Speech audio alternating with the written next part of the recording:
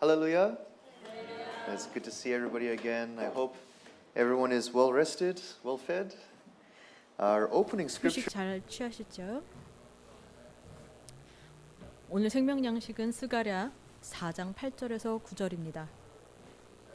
스가랴서 4장 8절에서 9절입니다.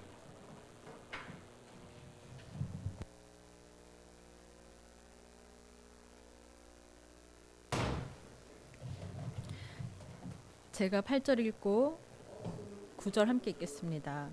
여호와의 말씀이 또 내게 임하여 가라사대 함께 읽습니다. 스룹바벨의 손이 이 전의 지대를 놓았은즉 그 손이 또한 그것을 마치리라 하셨나니 만군의 여호와께서 나를 너희에게 보내신 줄을 내가 알리라 하셨느니라. 이는 하나님의 말씀이니라. 아멘.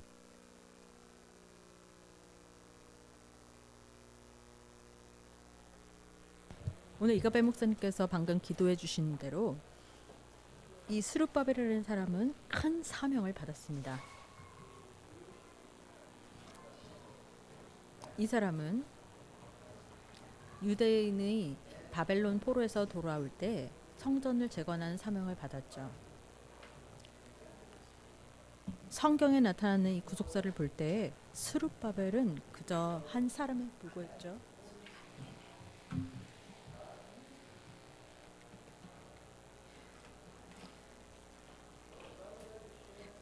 제가 오늘 나누고 싶은 내용은요.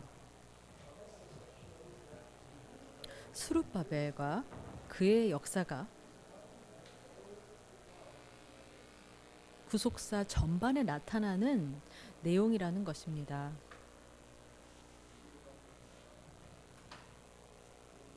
그래서 이것이 역대기에 나오고 에스라에 나오죠.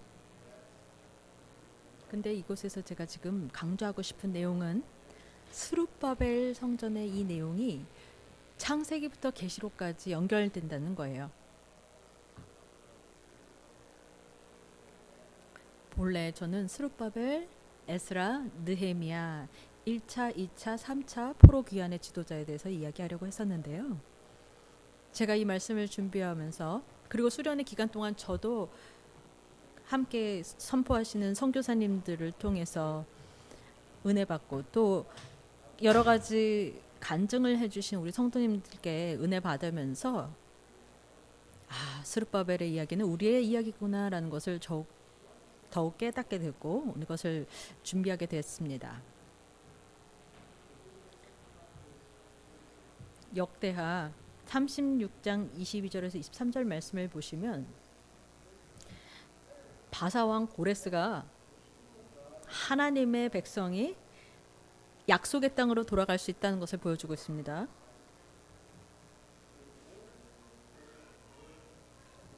여기 분명히 예레미야의 입으로 하신 여호와의 말씀을 응하게 하시려고 라고 기록되어 있죠. 바사왕 고레스의 마음을 감동시키심에 저가 온 나라에 공포도 하고 조서도 내려 가라사대 바사왕 고레스는 말하노니 하늘의 신 여호와께서 세상 만국으로 내게 주셨고 나를 명하여 유다 예루살렘에 전을 건축하라 하셨나니 너희 중에 무릇 그 백성된 자는 다 올라갈지어다 너희 하나님 여호와께서 함께 하시기를 원하노라 하였더라.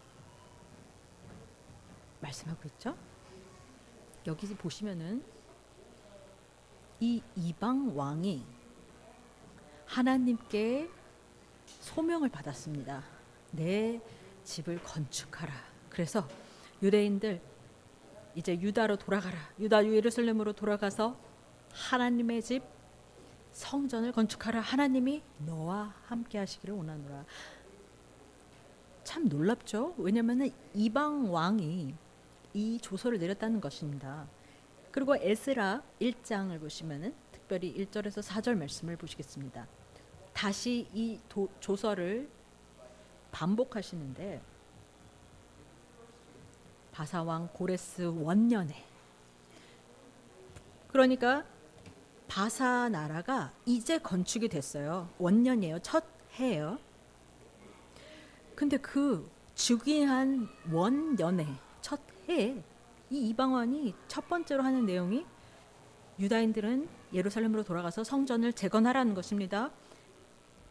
에스라 2장 1절에서 2절을 보시면 옛적의 바벨론 왕 느부갓네살에게 사로잡혀 바벨론으로 갔던 자의 자손 중에서 노임을 받고 예루살렘과 유다도로 돌아 각기 본성에 이른 자. 그리고 2절에 스룹바벨, 처음에 나오는 이름이죠.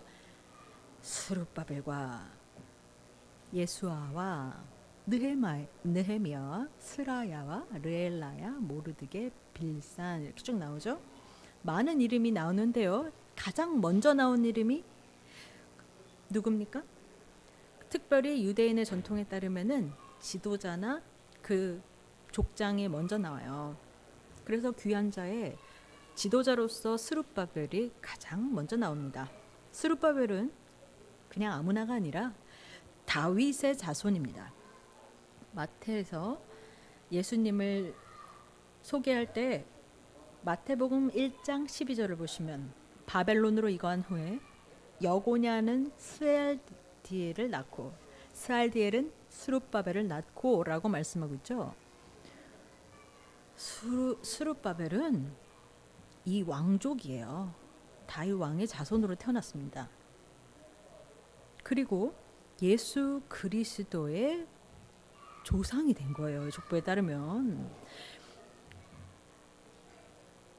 그래서 많은 기독교인들이 제가 지금까지 대화 나눠봤던 많은 사람들이 스룹바벨을 한 번도 못 들어봤다는 거예요. 스룹바벨 아세요? 그러면 제가 알아야 되나요? 이상한 이름인데요. 그렇게 대답을 하시는 거예요.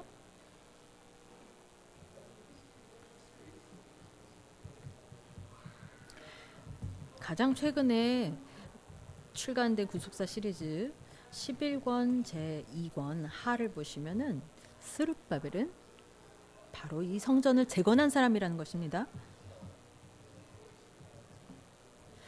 심지어는 그 재건한 성전의 이름이 스룹바벨 성전이라고 이름을 붙였어요.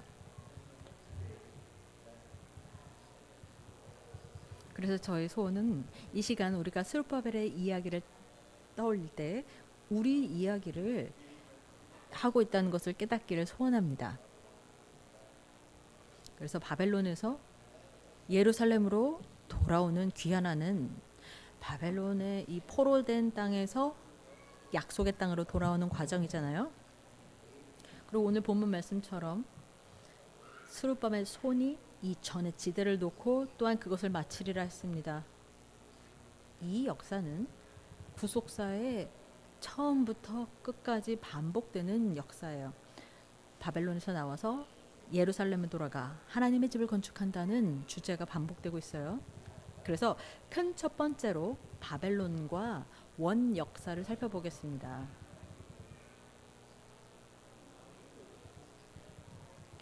영어로 이 원시라는 것은 무슨 뜻이냐면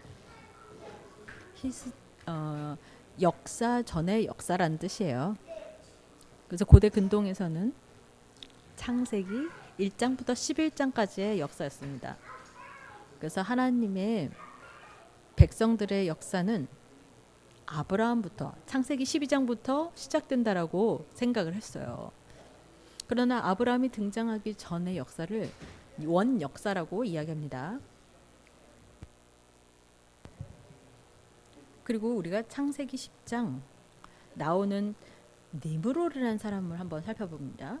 창세기 10장 8절에 구스가 또 니므롯을 낳았으니 라고 말씀하고 있죠. 그는 세상의 처음 영걸이라. 그리고 계속 읽어보시면은 그가 여호와 앞에서 특이한 사냥꾼이 되었으므로 속담에 이르기를 아문은 여호와 앞에 니므롯 같은 특이한 사냥꾼이로다 했습니다. 영어로는 니므롯이 굉장히 위대한 사냥꾼 또 용사였다는 것을 알 수 있어요. 그리고 보통 하나님 앞에라고 그러면은 하나님께 기뻐하심을 받았다는 뜻처럼 들리는데 반대였어요. 그러니까 우리 영어 표현으로는 뭐 머리 갖다 박는다는 표현이 있어요. 그래서 너무 서로 논쟁이 격렬해질 때 영어 표현으로는 머리 갖다 박는다고 이야기해요. 마찬가지로 지금 여기서 여호와 앞에 니므롯이라고 할 때는 하나님 앞에 갖다 박는다는 그런 표현처럼 머리 갖다 박는 것처럼 하나님을 도전하는 니므롯이었다는 뜻이에요. 근데 10절에 그의 나라는 시날 땅의 바벨과 에렉과 악각과 갈레에서 시작되었으며 라고 기록되어 있죠. 여기 바벨이 바벨론 할 때 바벨이에요. 그리고 그 모든 주변 땅은 또한 시날 땅이라고 불립니다. 시날과 바벨은 같은 곳이다라는 걸 먼저 기억을 하시면서 들어보실게요. 그러면은 지금 시날과 바벨과 니므롯의 중요성은 무엇일까요? 바벨탑 사건 다 들어보셨죠? 인간이 교만해져가지고 자기 이름을 내려고 하늘 높이 대를 쌓았습니다. 그리고 자신들이 하나님 같은 존재가 될 수 있다고 생각하면서 자, 우리가 하늘에 닿게 우리 이름을 내자죠. 우리 성경 있으신 분들은 창세기 11장 보겠습니다.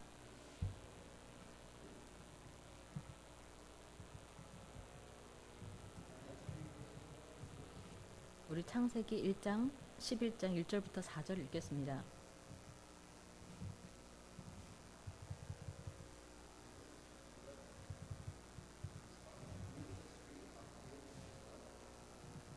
온 땅의 구음이 하나요 언어가 하나였더라. 이에 그들이 동방으로 옮기다가 시날 평지를 만나 거기 거하고 분명히 제가 시날 평지 할 때 시날은 바벨론 지역이라고 말씀드렸죠. 3절에 서로 말하되 자 벽돌을 만들어 견고히 굽자 하고 이에 벽돌로 돌을 대신하며 역청으로 진흙을 대신하고 또 말하되 자 성과 대를 쌓아 대꼭대기를 하늘에 닿게 하여 우리의 이름을 내고 온 지면에 흩어짐을 면하자 하였더니 그러니까 뭐라고 하냐면은 오라 우리 높은 탑을 짓자 우리를 위하여라는 거죠. 그리고 우리 이름을 내고 라고 말씀했습니다. 하나님의 이름을 공부하기 전에 하나님과의 관계를 우리가 생각해 봤죠. 근데 이 사람들은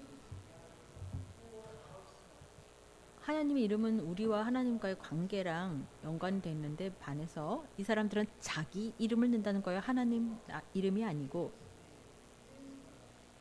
그러나 하나님의 성전은 하나님의 이름을 위해서 하나님의 거하심을 위해서인데 여기서는 우리 이름을 내기 위해서라고 말씀하고 있습니다.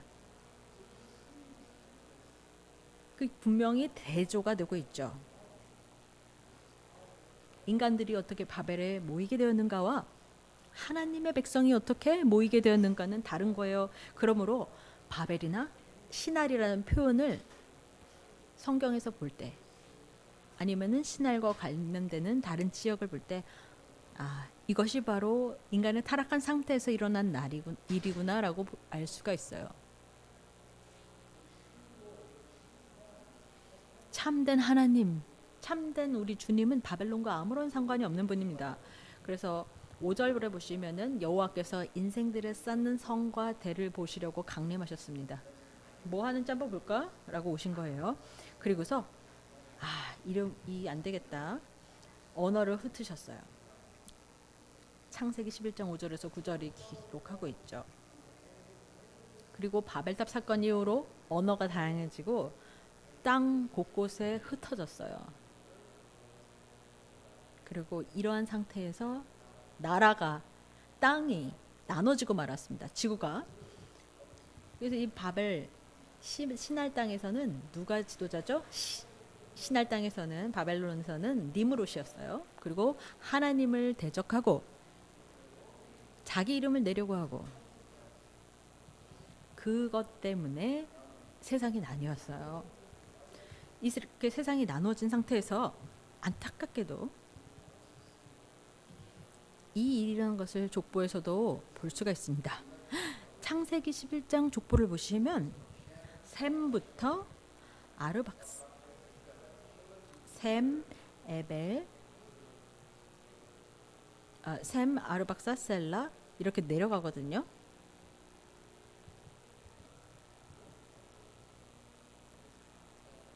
그런데 벨렉 때에 어떤 일이 있었습니까? 창세기 10장 21절에서 25절을 읽어보면은 우리한테 어떤 일이 일어나는지 힌트를 줍니다. 셈은 에벨 온 자손의 조상이요 야벳의 형이라. 그에게도 자녀가 출생하였으니 셈의 아들은 엘람과 아수르와 아르박삭과 룻과 아람이요. 아람의 아들은 우스와 훌과 게델과 마스며 아르박삭은 셀라를 낳고 셀라는 에벨을 낳았으며. 자, 25절 잘 보세요.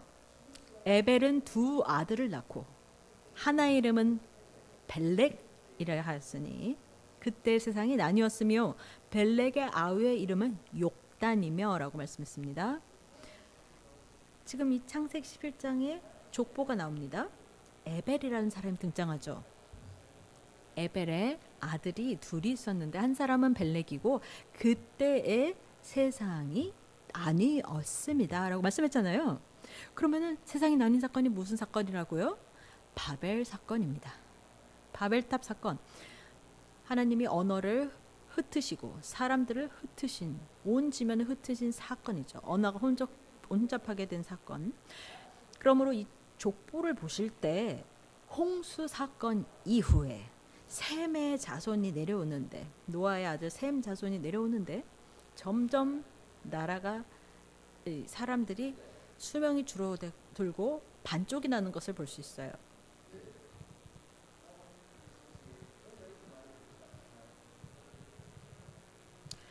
그래서 분명히 벨렉의 아버지 에벨은 400년이 넘게 살았는데 벨렉의 나이는 209년밖에 안 됐다는 것이죠.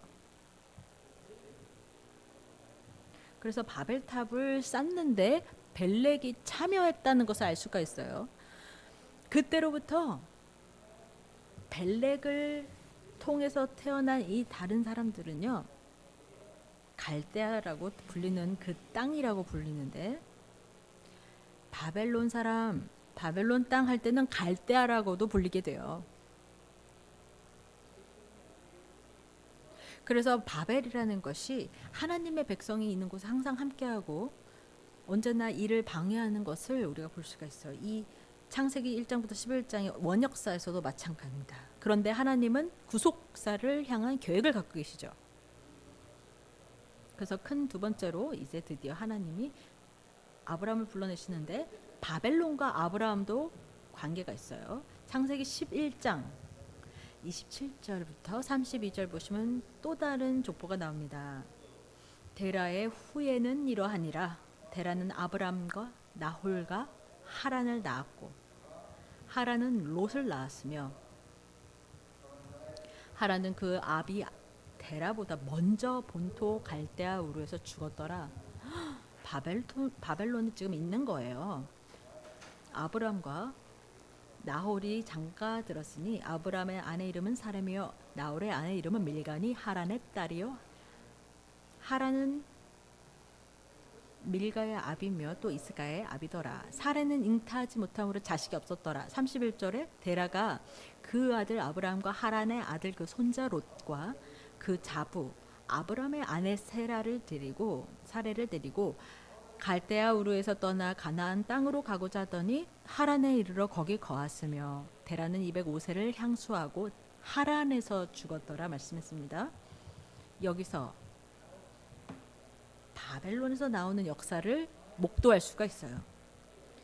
벨렉에서 시작되는 이 역사가 바벨론에 있었는데 아브라함의 아버지 데라가 그 안에 사레와 또 조카 롯을 데리고 이제 이 바벨론 땅을 떠나는 거예요. 갈대아 우르가 바벨론 땅이라고 했죠. 그리고 나서 창세기 12장 보시면은 하란에서 불림을 받아서 나와서 가나안 땅으로 이동하는 것을 볼 수 있어요. 그렇다면은 아브라함은 왜 부름을 받았습니까? 여호수아 24장 2절을 보시면은 여호수아가 말씀해요.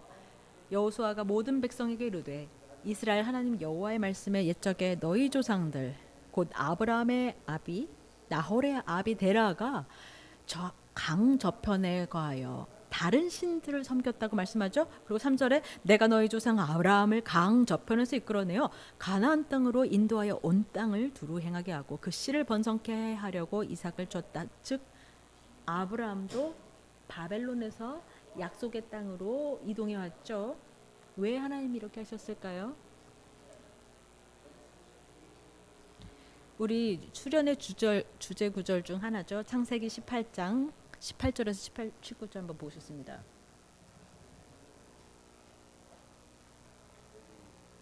아브라함은 강대한 나라가 되고 천하 만민은 그로 인하여 복을 받게 될 것이 아니냐. 내가 그로 그 자식과 권속에게 명하여 여호와의 도를 지켜 의와 공도를 행하게 하려고 그를 택하였나니 이는 나 여호와가 아브라함에게 대하여 말한 일을 이루려 함이니라.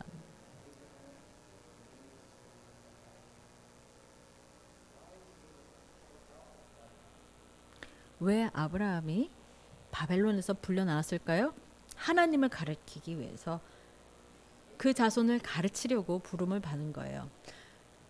그러니까 아브라함의 이 삶이 마치 스룹바벨의 삶과 같은 것이죠. 바벨론 지역에서 태어나서 부르심을 받아 나왔습니다. 창세기 15장 7절에서 9절도 한번 번갈아 가면서 읽겠습니다. 제가 먼저 읽고 여러분들이 읽고요. 교독한다는 건 번갈아 읽는다는 거죠. 또 그에게 이르시되 나는 이 땅을 내게 주어 업을 삼게 하려고 너를 갈대아 우르에서 이끌어낸 여호와로라.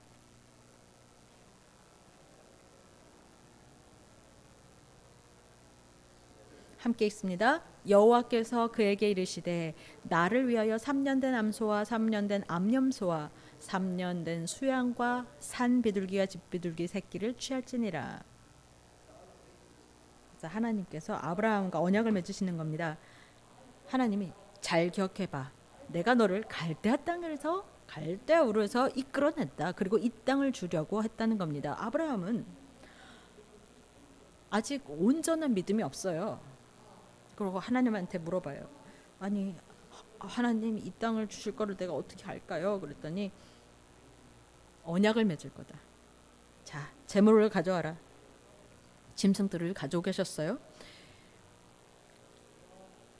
언약을 맺을 때 재물을 쪼개 놓는 거는요. 그냥 계약이 아니죠. 아주 생명을 걸고 하는 맹세예요. 그리고 이 쪼개진 재물 사이로 하나님을 상징하는 횃불만 지나갔어요. 그러니까 하나님만 책임을 진다는 거죠. 그래서 원 역사뿐만이 아니라 아브라함의 삶에서도 이 바벨론의 역할을 볼 수가 있죠. 바벨론 지역에서 아브라함의 삶이 시작했고 약속의 땅으로 왔습니다. 그러면 이 이야기가 바벨론과 스룹바벨에서는 어떤 관계로 나타날까요? 스룹바벨과 바벨론의 관계를 봅니다. 그래서 정말 스룹바벨이 바벨론에서 돌아오는 귀환하는 역사를 잘 이해하려면 우리 배경 지식이 좀 필요한 것 같아요. 열왕기 하 25장 8절에서 11절을 보시면요. 바벨론 왕 느부갓네살의 19년 5월 7일에 바벨론 왕의 신하 시위대 장관 느부사라단이 예루살렘에 이르러 여호와의 전과 왕궁을 사르고 어떻게 해요? 예루살렘의 모든 집을 귀인의 집까지 불살랐으며 왕궁 왕이 사는 왕궁에다가 성전에다 모든 집을 불살랐다라고 말씀하고 있죠. 그러므로 바벨론이 예루살렘에게 행하는 일을 보여주는 거예요. 그리고 하나님의 성전에 행하는 일을 고발하고 있습니다. 10절에 시위대 장관을 쫓는 갈대아 온 군대가 예루살렘 사면 성벽을 헐었으며 성중에 남아있는 백성과 바벨론 왕에게 항복한 자와 무리에 남은 자는 시위대 장관 느부사라단이 다 사로잡아 가고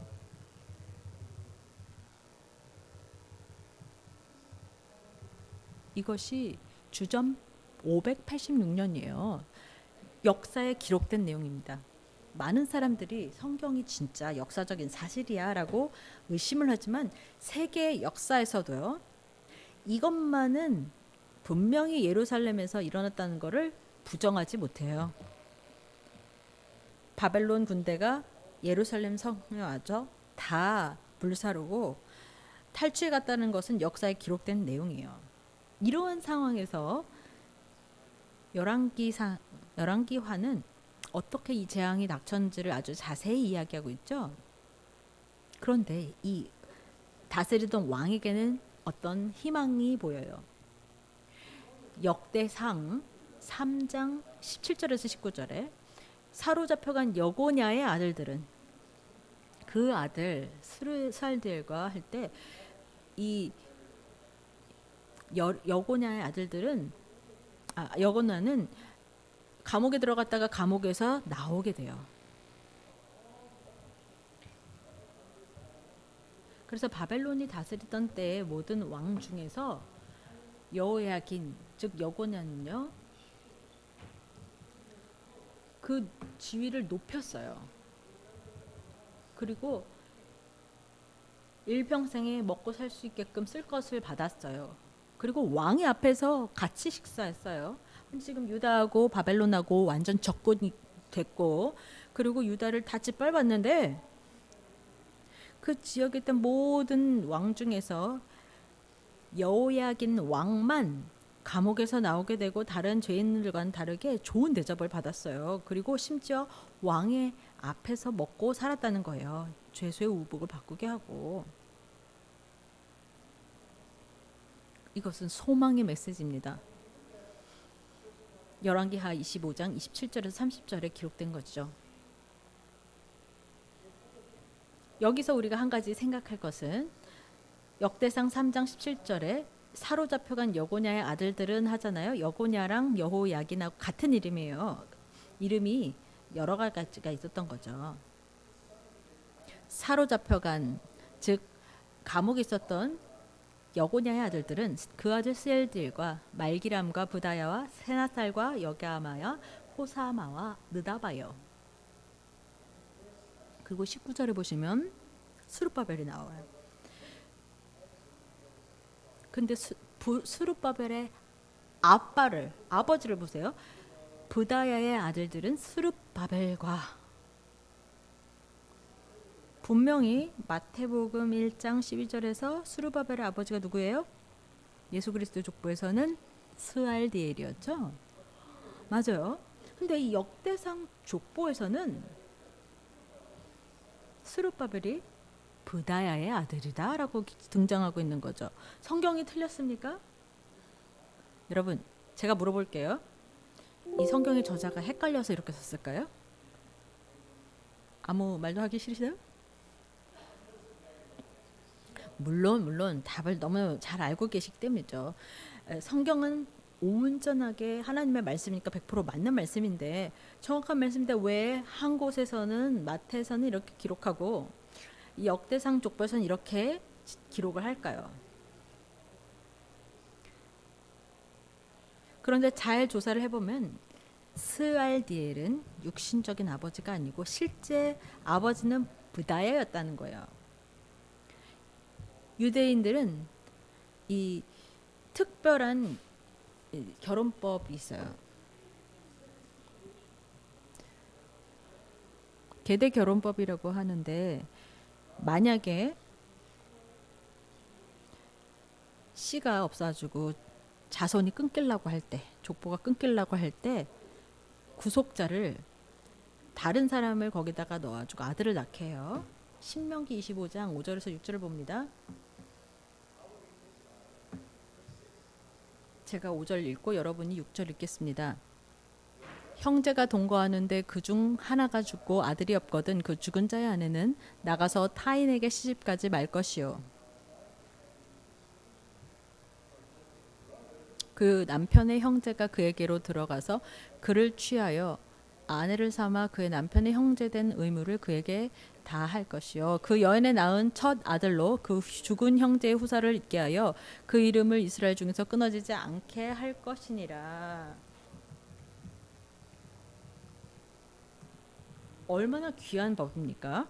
아까 소피아 전도사님께서 우리가 족보에 기록되어야 된다고 말씀하셨죠? 새로운 족보에 기록이 돼야 된다고 했어요. 여기에서 그것을 볼 수 있어요. 스알디엘은 스룹바벨의 육신적인 아버지가 아니었습니다. 혈육의 족보로 따지면 스알디엘은 삼촌이에요. 분명히 스알디엘은 아들이 없이 죽은 거예요. 그래서 스알디엘의 형제 부다야가 있었는데 부다야가 대신 그 스알디엘 집안의 형이든 동생이든 그 집안을 이어주기 위해서 아들을 낳아준 가운데 죽은 자의 족보를 잊게 하는 거죠. 왜? 그 이름을 이스라엘 중에서 끊어지지 않게 하기 위해서라고 신명기 25장 6절에 기록했죠.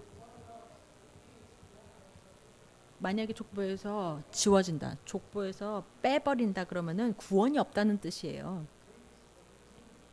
그래서 족보가 끊길 뻔한 이러한 안타까운 상황에서도 이름이 보존되게 하도록 이스라엘 중에서 이름이 끊어지지 않도록 이렇게 대신 아들을 낳아주는 제도가 있다는 것이죠. 그래서 우리의 족보를 잘 보셔야 돼요. 아까 김소피아 전도사님께서 가계도를 보여주셨죠. 가족 간에 어떤 관계가 있는지 서로 연결되어 있는지 보여주셨어요. 근데 스룹바벨의 족보를 한번 생각해 보세요. 자기 아버지는 죽었어요. 그리고 어머니는 뭐 자기 작은 아빠인지 큰 아빠하고 결혼한 거예요. 그러면은 엉망진창인 족보 같죠? 그런데 그것은 인간의 눈에 보일 때 그런 거예요. 그런데 이것이 바로 그 족보가 그 계열이 구속받느냐 하는 것을 보여주는 거예요. 스룹바벨의 문자적인 이름의 뜻이 무엇입니까? 바벨론에서 태어난이란 뜻이죠. 바벨론의 아들이란 뜻이에요. 아주 특이한 이름이죠. 도대체 어떤 유대인이 바벨론한테 종살이 하는데 포로 잡혀갔는데 자기 아들을 스룹바벨의 아들이라고 자랑스럽게 짓겠어요. 그래서 저는요 이중 국적자예요. 미국하고 한국의 이중 국적자예요. 그러니까 저는 미국 시민권자로 태어났는데 제가 미국에서 한국으로 가서 한국에서 군대를 다녔어요. 그래서 군대를 가서 한국 국적을 회복했어요. 그래서 이제 뭐 공산주의 뭐 이런 것을 보면은 군대에서는 아무리 북한하고 남한하고 뭐 평화를 얘기하는 것 같아도 공격을 당할 준비를 항상 하고 있어야 되죠. 예를 들어서 북한이 침공을 해서 이겼다고 생각을 해보세요. 그런데 제 손자를 북한이라고 짓는다고 생각해보세요. 북한의 아들. 얘 이름은 야베스인데 제 아들의 이름은 디도인데 만약에 디도가 결혼을 해가지고 아들을 또 낳았는데 디도가 북한, 뭐 평양이란 이름을 져줬다고 생각해보세요. 말이 안 되는 거잖아요. 근데 이런 일이 스룹바벨한테 일어난 겁니다. 예루살렘은 바벨론하고 싸우고 있었는데 자기들이 이겨가지고 포로로 잡아갔는데 스알디엘 부다야 이를 통해서 태어나는 스룹바벨 이름을 왜 스룹바벨은 바벨론에서 태어난 자란 뜻이라는 거예요. 왜 그런 이름을 이렇게 적합하지 않은 이름을 좋지 않은 이름을 지어줬을까요? 유대인한테 그렇죠? 스룹바벨의 삶에 대해서 무엇을 이야기해 줄까요? 그 가족에 대해서 어떤 것을 우리에게 가르쳐 주고 있을까요? 그 족보에 대해서 무엇을 교훈하고 있을까요? 바벨론의 아들이라는 이름을 지어줬습니다. 우리 에스라 5장 한번 보겠습니다. 에스라 5장 1절에서 2절.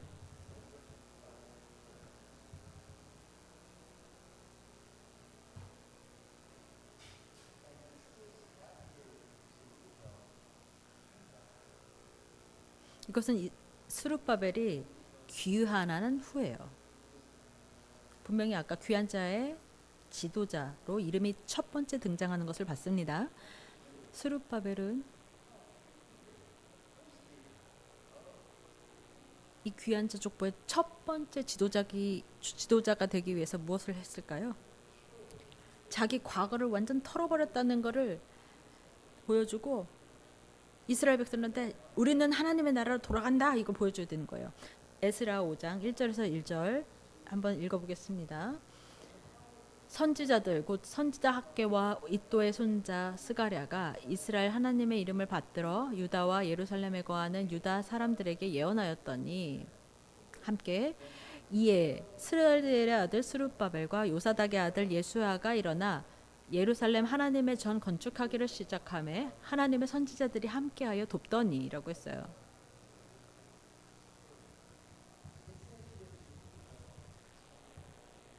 분명히 스룹바벨은 스알디엘의 아들이라고 했죠.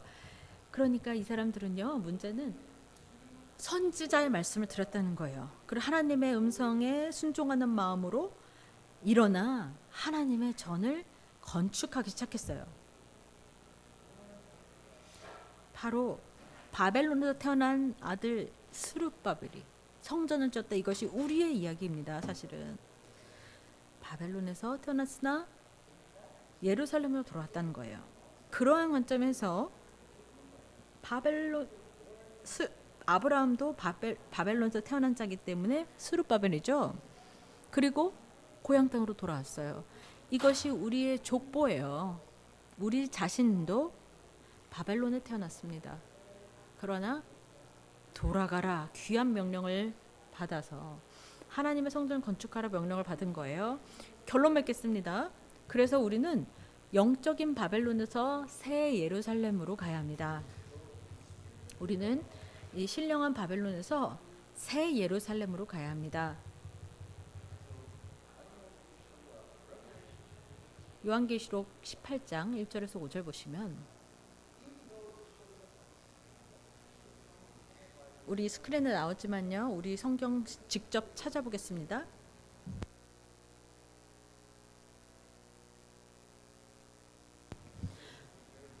모든 구절이 중요하지만은 특히 이 구절은 오늘 이 공부에서 제일 핵심되는 구절이에요. 그래서 요한계시록은 마지막 책이잖아요. 모든 것이 마지막 하나님의 완성을 이루기 전에 무엇을 이루는지 보여주는 책이에요. 자, 우리 번갈아 가면서 읽겠습니다. 이 일 후에 다른 천사가 하늘에서 내려오는 것을 보니 큰 권세를 가졌는데 그의 영광으로 땅이 환하여지더라.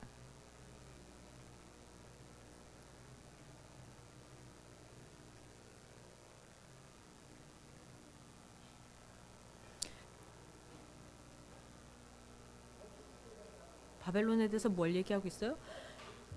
무너졌도다 하는데 귀신의 천소래요. 각종 더러운 영에 모이는 곳. 그 음행의 진노의 포도주를 인하여 만국이 무너졌으며 또 땅의 왕들이 그로 더불어 음행하였으며 땅의 상고들도 그 사체 세력을 인하여 치부하였도다 하더라 했습니다. 4절 읽어보세요.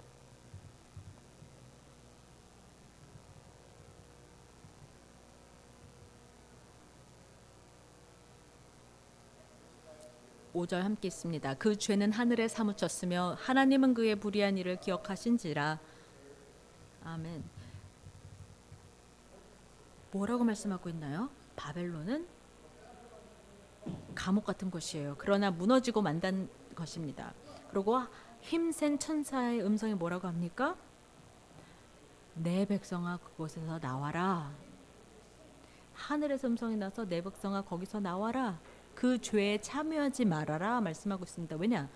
바벨탑 사건을 돌아가 보시면 무엇을 하려고 했다고요? 하늘에 닿게 탑을 쌓으려고 했어요. 근데 지금 요한계시록의 바벨론은 뭐를 얘기합니까? 그 죄가 하늘에 사무쳤대요. 하늘에 닿을 정도로 높이 올라갔대요. 그리고 그 불의한 일을 하나님은 기억하셨다라고 했습니다. 바벨론은 죄악의 세상이에요. 타락의 세상이에요.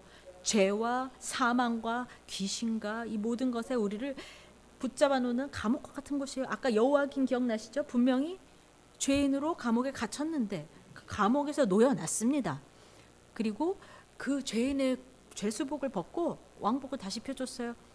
우리가 영적인 바벨론에서 태어난 자인데 하나님이 우리를 불러내셨어요. 왜? 왜 이 죄가 사무쳐서 하나님은 이게 불의하다는 것을 기억하시고 심판하시기 때문에 우리를 빼내시는 거예요. 그렇다면 하나님이 우리의 죄를 기억하실까요? 안 하실까요? 우리의 죄는 다 지워졌어요. 즉 그것이 하나님의 새 언약입니다. 우리의 마음이 하나님을 알게 새 창조되고 우리 마음이 변하는 것이 새 언약이에요. 우리 아까 배웠죠?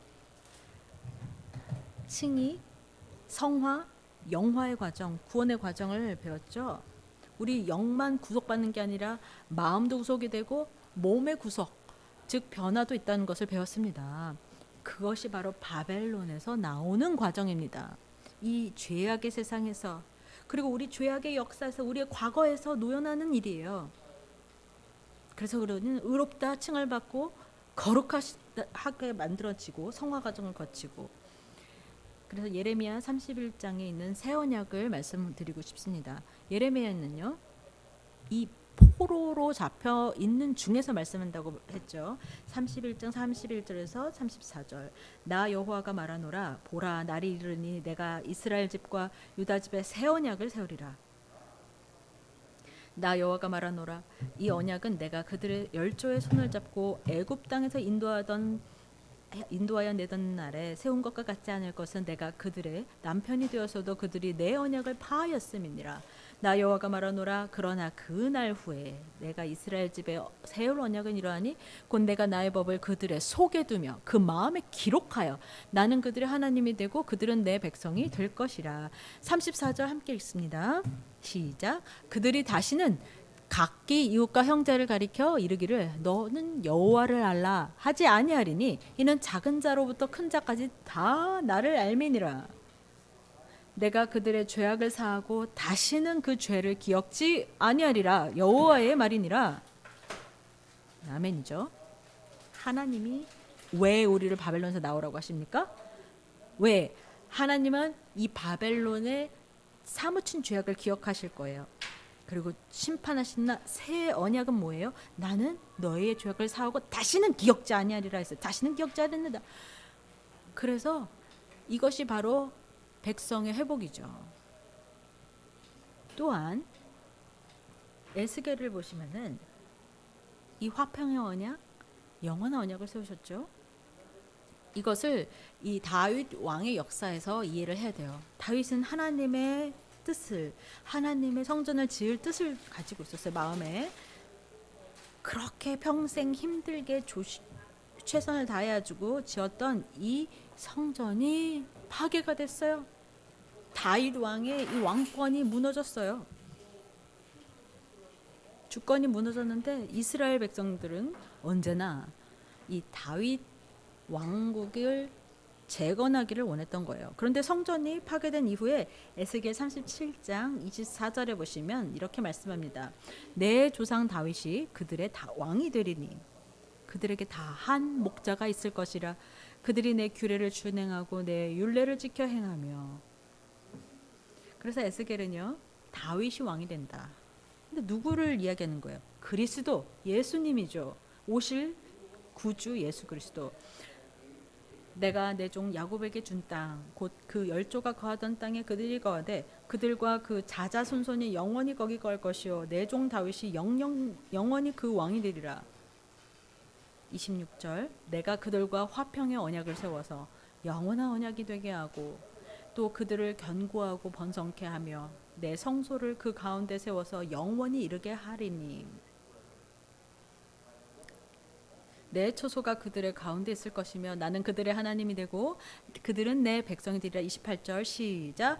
내 성소가 영원토록 그들의 가운데 있으리니 열국이 나를 이스라엘을 거룩해 하는 여호와인 줄 알리라 하셨다 하라. 그래서 성화에 대해서 방금 배웠죠. 변화.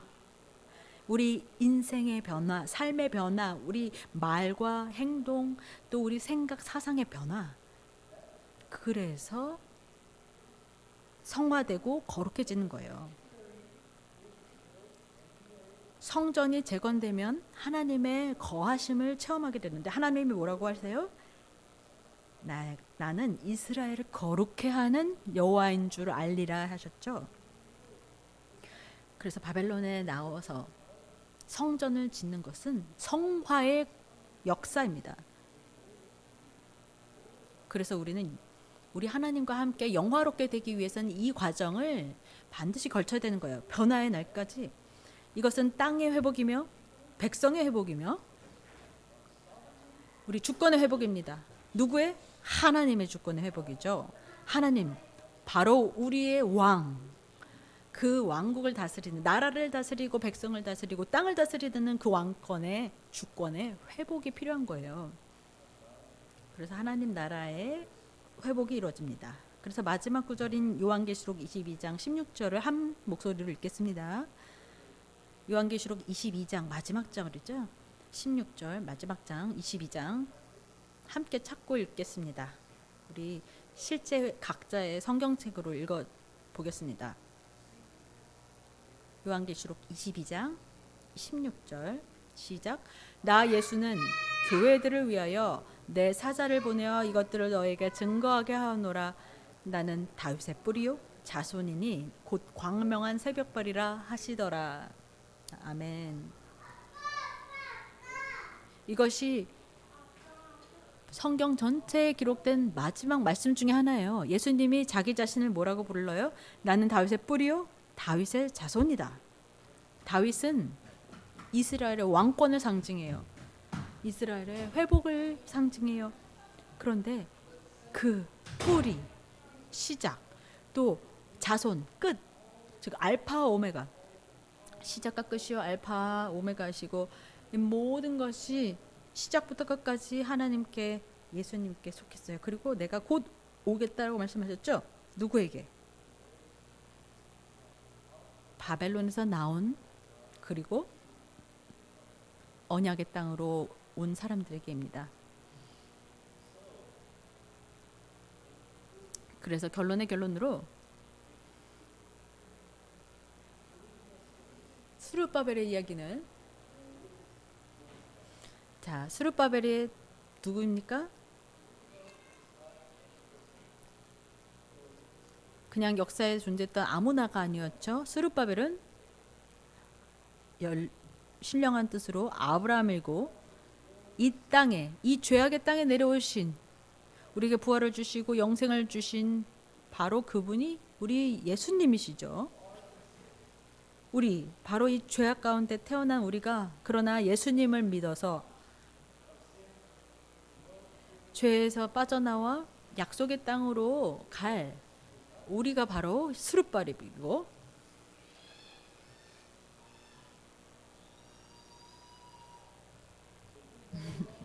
스룹바벨이 바로 우리를 보여줍니다. 그래서 마지막 강의에서 배웠습니다.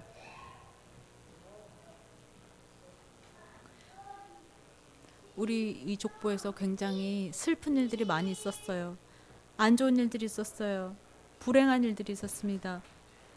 이 좌절의 절망 속에서 어둠 속에서 우리 모두 자기 자신이 지은 죄도 있고 유전죄도 있고 그리고 아담이 지은 원죄도 있고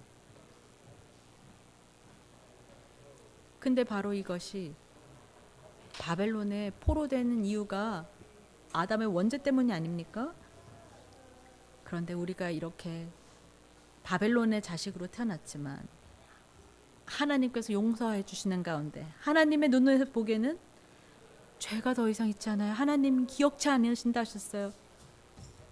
그래서 우리가 모두 성전을 재건하기 위해서 하나님의 나라로 입성하시는 모두가 되기를 주의 이름으로 축원합니다.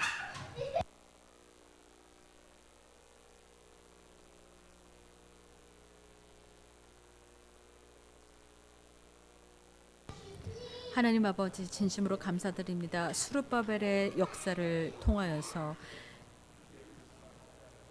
바로 이 바벨론에서 태어난 자손 이것이 성경의 전체 구속사에 흐르고 있다는 것을 깨달았습니다.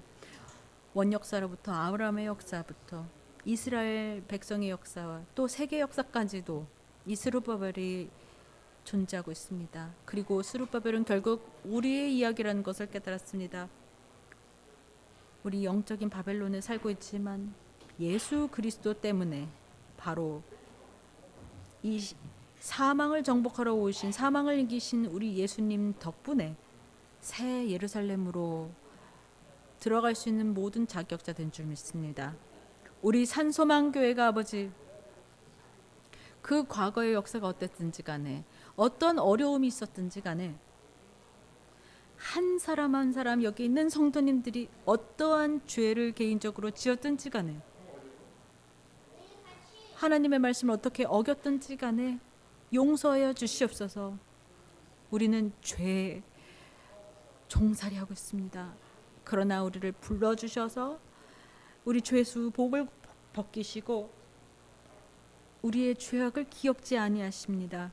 그리고 우리를 생명책에 기록하여 주셨습니다. 하나님 아버지 진심으로 이 구속에 감사를 드리며 감사와 겸손한 마음으로 우리가 스룹바벨과 같이 구속사의 지도자가 되는 가운데 하나님께 돌아가는 귀한의 역사 있게 도와주시옵소서. 감사드리며 이 모든 것 예수님의 이름 받들어 기도드립니다.